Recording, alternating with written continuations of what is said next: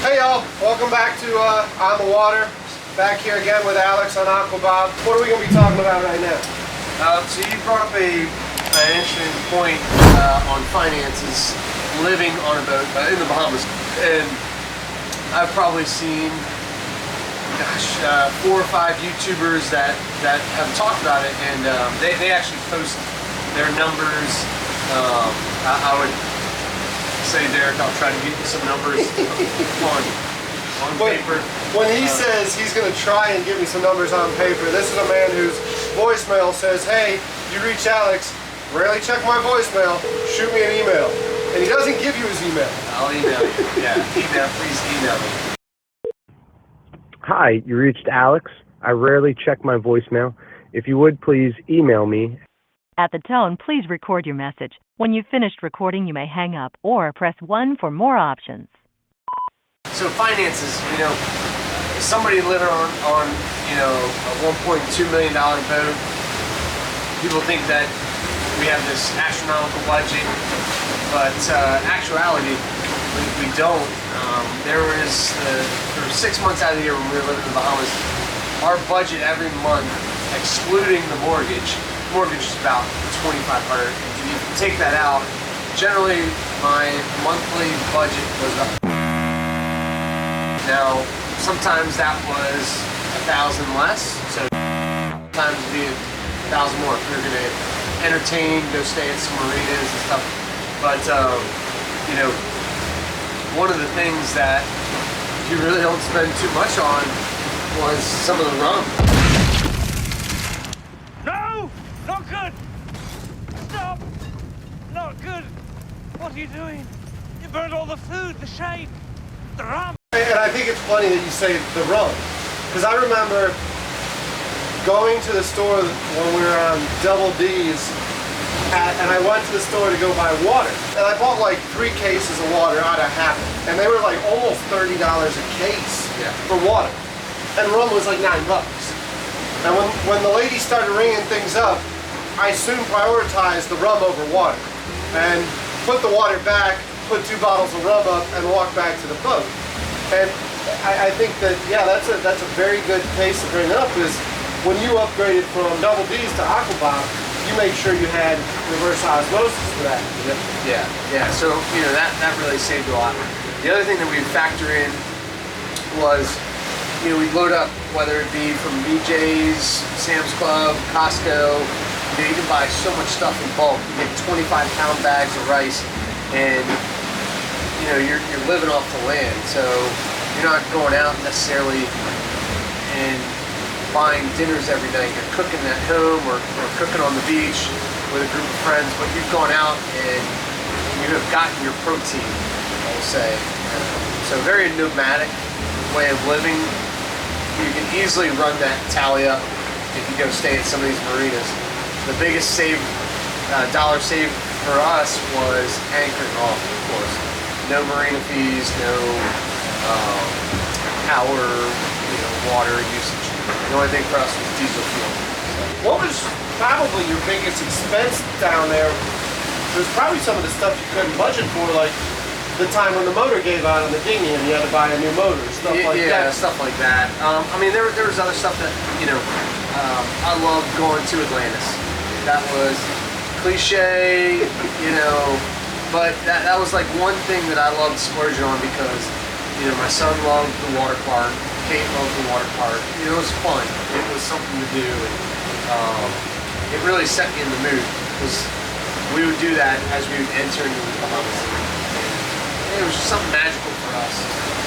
The airfares to come back for work and stuff like that for me, that was unbudgeted a little bit. I had to do an emergency flight back for some work-related stuff. But, and you picked most of your port of calls based on airports, wasn't it? But financially, you can live pretty slim. You got to stay away from some of the bars and get those $10 drinks. You can rack it up pretty quick if you go do one of those. The $10 drinks and the cheeseburger in paradise. Yeah. Because when we would go spearfishing in the morning and live off of what we caught, It was really cheap. But when we went into at Georgetown, what was it? Chat and Chill? Chat and Chill. Chat and Chill.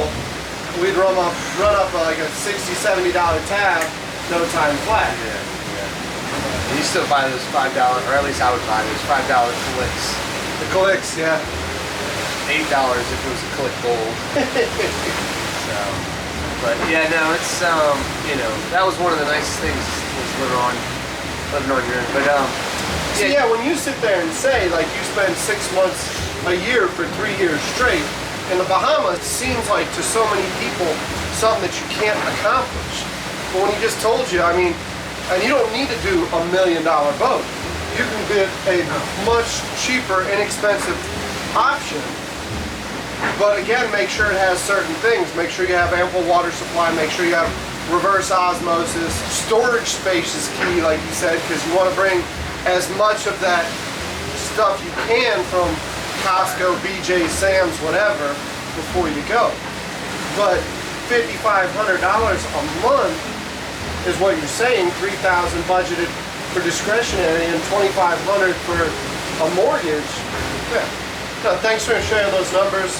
I'm sure some people here, it really helps because again, it makes it seem like more of an obtainable goal. yeah. And hopefully I remember, or Alex remembers, and we're able to maybe share something with you. Believe it or not, Alex did email me the numbers, so we're gonna go through them right now and let's see what we've got. So we've got an amortization schedule here showing the loan amount at $425,000, almost $426,000 with an annual interest rate of 3.75.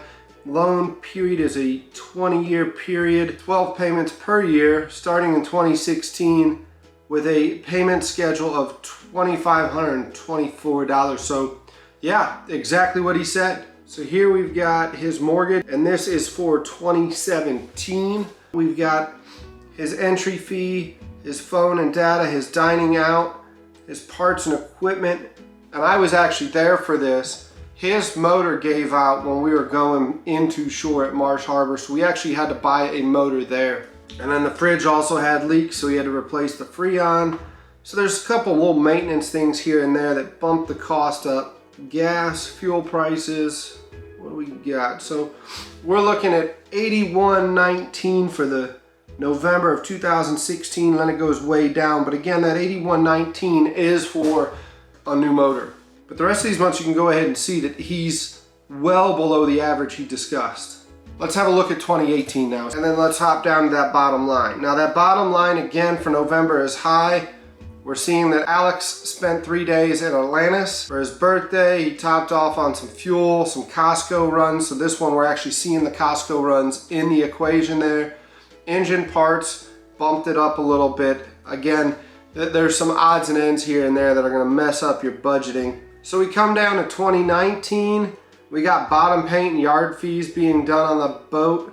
Again, it's just reinvestment into the boat. You can defer maintenance, you can plan that into your budget a little bit more. Alex, as you saw, bought a boat that already had years of deferred maintenance, so he's having to put a lot of money in it up front. We got Zanman going to the hospital, and then we got some FedEx stuff. Alex is running his business from the boat in the Bahamas, so you see some rental cars, some extra flights and different things like that. Nothing too alarming here. So if you're considering writing that note, buying that boat, sailing off in it, budget for it, plan for it, put something into play, and make it happen. And, you know, put those suntan toes in the sand. Cold drink chilling in your hand. Again, this is Derek. Had fun with you. If you like this, please go ahead and smash that like button. Hit subscribe. Leave comments down below. Let us know. Let us know what you liked about it, what you didn't like. Let us know what you want to see. And we'll see you on the next one. So until then,